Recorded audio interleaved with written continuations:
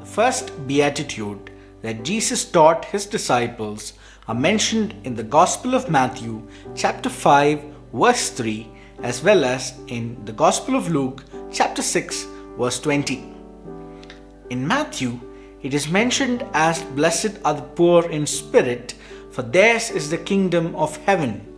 In Luke, it is mentioned as blessed are you who are poor, for yours is the kingdom of God. In Matthew, the blessedness is for a state of being poor in spirit, whereas in Luke, it is mentioned as blessed are you who are poor. In Matthew, the reward is the kingdom of heaven, whereas in Luke, it is the kingdom of God. We understand that Matthew uses the term heaven instead of God, as his primary audience were Jewish and they avoid using the sacred name of God. The reward in Matthew and Luke are the same in its nature, as it's talking about the kingdom of God itself. Now, what does it mean to be poor in spirit? Is it only talking about a financial situation of a person? Not at all. Sakpunan, a prominent Christian preacher, explains it by using an analogy of a beggar. He says that of the people whom he used to see on the streets 20 years back in Bangalore asking for money, clothes, and so on, are still doing the same even today. They were dependent on certain people then, and they are still dependent on people now. To be poor means to be dependent. It is a situation where we acknowledge our spiritual bankruptcy. Many of us think we have become rich in God after a few years of following Him, and maybe even after doing some ministry. There is a natural tendency of self-righteousness that has entered the people of God, making it feel that they have reached a spiritual satisfaction.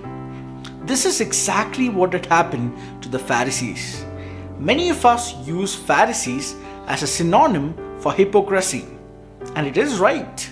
However, the entire movement of Pharisees started as a reformation to be separate from the secularization of Jewish faith.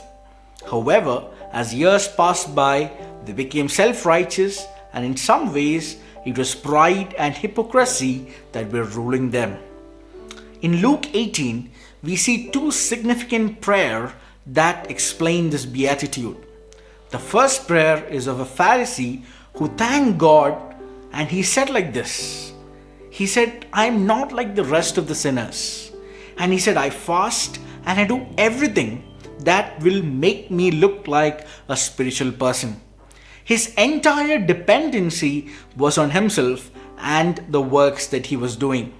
On the other side stood a tax collector, and it is written that he stood at a distance, not even being able to look up to heaven, beating his own chest, understanding how much of a sinner he was and how much he needed God's mercy in his life.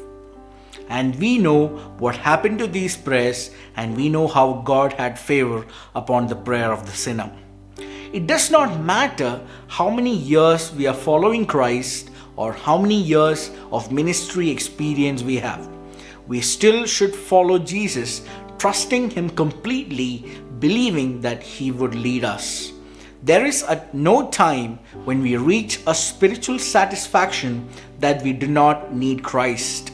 We always need more of God's grace, His Spirit, and His Word to lead us. John MacArthur, in his book Alone with God, quotes the reality of what is happening around us. He says, when programs, methods, money produce impressive results, there is an inclination to confuse human success with divine blessing.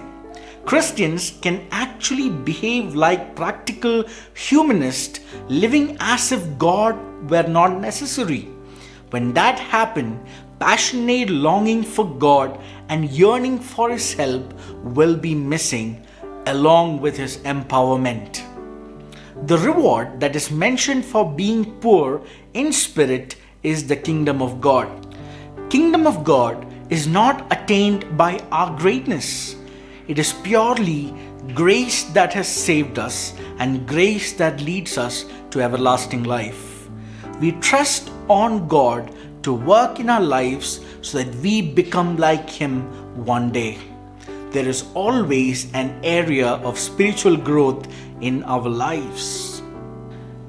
Kingdom of God belongs to those who deny oneself and humbly trust and follow Christ, understanding our spiritual poverty and the need for God to fill our lives.